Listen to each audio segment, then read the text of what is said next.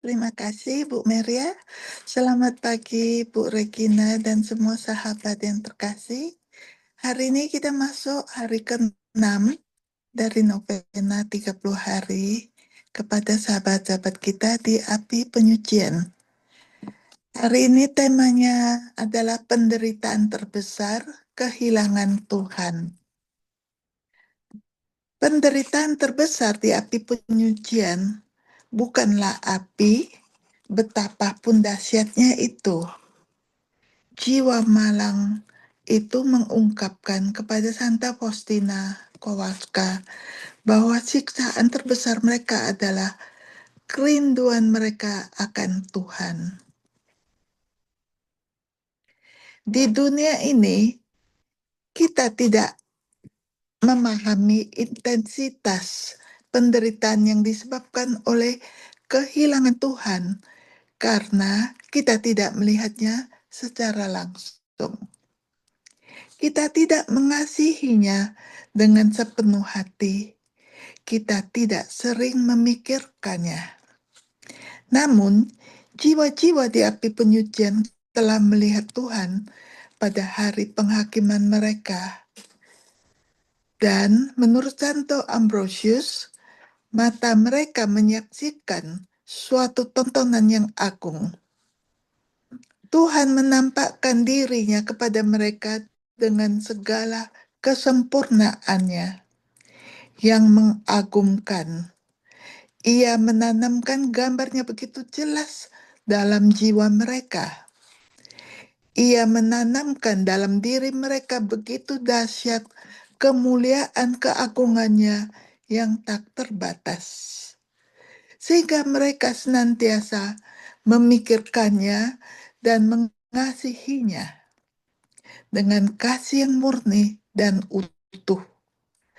Kasih yang tak terpuaskan ini, kekurangan ini, rasa lapar ini, rasa haus akan Tuhan menyiksa dan menyiksa mereka.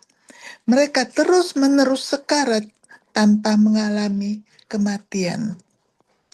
Gereja menyebut kondisi ini sebagai kematian, dan memang demikian. Tuhan membebaskan mereka dari kematian. Santa Katarina dari Genoa melihat sebuah penglihatan tentang api penyucian yang ia gambarkan sebagai tempat penderitaan yang luar biasa dan sukacita yang luar biasa. Mereka yang meninggal dalam keadaan rahmat dan menghadap hakim yang adil, melihat diri mereka sebagaimana mereka diciptakan olehnya, dan malu akan keadaan mereka yang jatuh dan keterikatan mereka pada dosa. Karena itu mereka menderita karena kasih yang membara dan kerinduan untuk bersama Tuhan, menyadari bahwa mereka belum siap. Mereka merangkul rasa sakit api penyucian untuk menyucikan diri dan agar layak bersama Tuhan di surga. Untuk mendapatkan gambaran tentang siksaan ini, bayangkan seseorang yang sekarat karena kekurangan udara. Lihatlah upaya yang dilakukan orang itu untuk menghirup sedikit oksigen yang sangat dibutuhkan. Bagaimana dadanya membusung dan urat-urat lehernya menonjol. Sungguh pergulatan yang mengerikan antara hidup dan mati. Tetapi apalah arti sedikit udara jika dibandingkan dengan Tuhan? Lalu, apa artinya mati tanpa Tuhan, tanpa kebutuhan jiwa akan Tuhan yang adalah napas jiwa? Betapa laparnya jiwa, betapa pedihnya penderitaan. Tuhan, bebaskan mereka dari penderitaan yang mengerikan itu, dan tunjukkanlah kepada mereka wajah-Mu yang mengagumkan. Bapa kami yang di surga, kumpulkanlah anak-anak-Mu dari pembuangan. Dihilangkan dari surga. Sesungguhnya jiwa di api penyucian tidak diasingkan dari tanah kelahirannya di bumi, melainkan dari tanah kelahirannya yang sejati, yaitu surga. Ia telah melihat kemegahan tanah kelahirannya yang terberkati ketika ia muncul di hadapan Tuhan yang adalah sukacita dan kesukaan orang-orang kudus. Ia teringat akan undangan penuh kasih itu.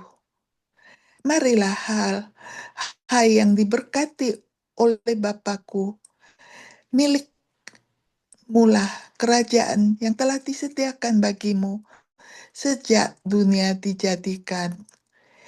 Ia melihat dan merenungkan segala kemegahannya.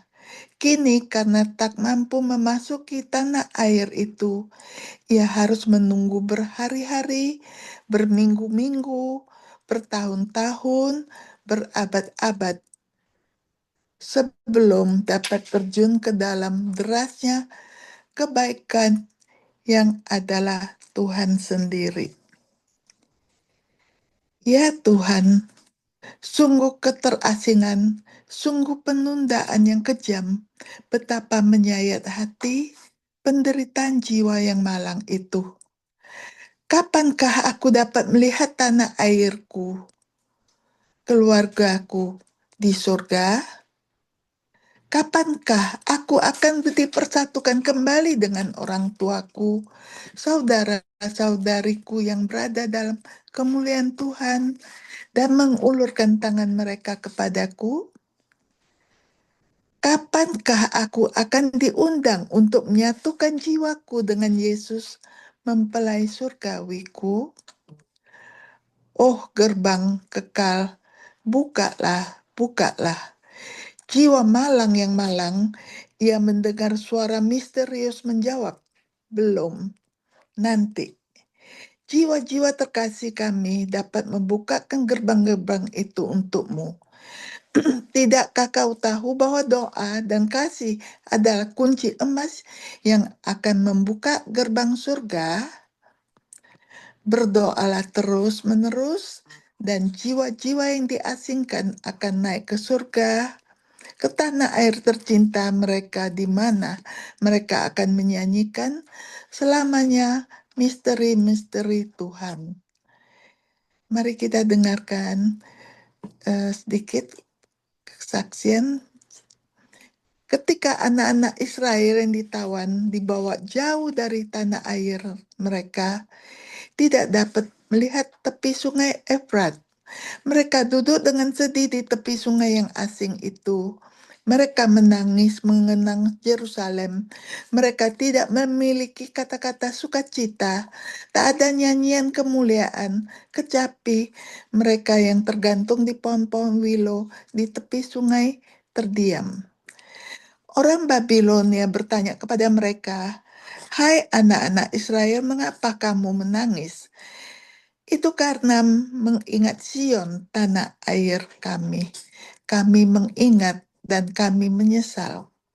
Tetapi anak-anak Sion yang diasingkan, jika kalian bernyanyi untuk meringankan penderitaan kalian dan menghilangkan kesedihan kalian, nyanyikanlah beberapa lagu dari tanah air kalian. Nyanyikanlah lagu kebangsaan kalian. Bernyanyilah. Bisakah anak-anak dipengasingkan menyanyikan himne patriotik di pantai-pantai asing? Jauh darinya kami mengenang, kami menyesali, kami mendesah, kami menangis, dan kami dengan berlinang air mata menantikan penghiburan kepulangan kami. Oh Yerusalem, semoga lidah kami melekat pada langit-langit mulut kami, jika suatu hari nanti kami melupakanmu. Saudara, jiwa saudara-saudara kita ditahan oleh keadilan Allah. Jauh dari tanah air yang mereka rindukan dengan penuh kasih. Mereka dihukum dalam pengasingan yang menyakitkan di pantai-pantai asing, yang 1000 kali lebih sunyi daripada dunia ini. Di sana mereka juga menangis saat mengenang tanah air surgawi mereka. Air mata mereka berbeda dari air mata kita, sebagaimana surga berbeda dari bumi dan waktu berbeda dari kekekalan. Manusia kecuali mereka sakit secara naluriah mencari makanan. Jika mereka berhenti makan karena tidak sakit atau sekarat, rasa lapar itu tidak akan pernah berhenti tumbuh karena naluri itu tidak akan berkurang. Bayangkan jika di dunia ini hanya ada satu roti yang dapat membendung rasa lapar makhluk apapun. Manusia akan menderita siksaan yang tak tertahankan untuk mendapatkan roti itu. Bayangkan jika hanya memandang roti itu saja sudah cukup untuk membendung rasa lapar itu. Nalurinya akan mendesaknya untuk mencarinya agar merasa puas. Jika ia diberitahu dengan pasti bahwa ia tidak akan pernah bisa melihat roti itu, baginya itu adalah neraka. Ia akan berada dalam keadaan terkutuk, kehilangan semua harapan untuk melihat Allah. Roti sejati, juru selamat sejati. Namun jiwa-jiwa di api penyucian memiliki harapan untuk suatu hari nanti merenungkan roti hidup itu dan dipenuhi dengannya. Sementara itu mereka menderita kelaparan dan tetap tersiksa selama mereka tidak mampu membendung rasa lapar itu dengan roti sejati, Yesus Kristus, Allah sejati, dan Juru Selamat kasih kita. Mari kita masuk dalam doa. Ya Allah yang penuh belas kasihan, Allah yang maha kudus, Allah yang maha adil, biarlah dirimu tergerak karena kasih-Mu bagi jiwa-jiwa kudus yang malang itu. Janganlah engkau sembunyikan dirimu sedetik pun dari hasad mereka yang membara. Janganlah engkau tolak mereka lagi. Bukalah dadamu dan biarkan mereka masuk dan melebur di dalam-Mu. Ya Yesus, panggillah anak-anak-Mu dan saudara-saudari kami menuju kebahagiaan abadi. Dan semoga terang yang tak pernah padam menyinari mereka. Semoga mereka beristirahat dalam damai. Amin. Terima kasih. Terima kasih Ibu Cynthia.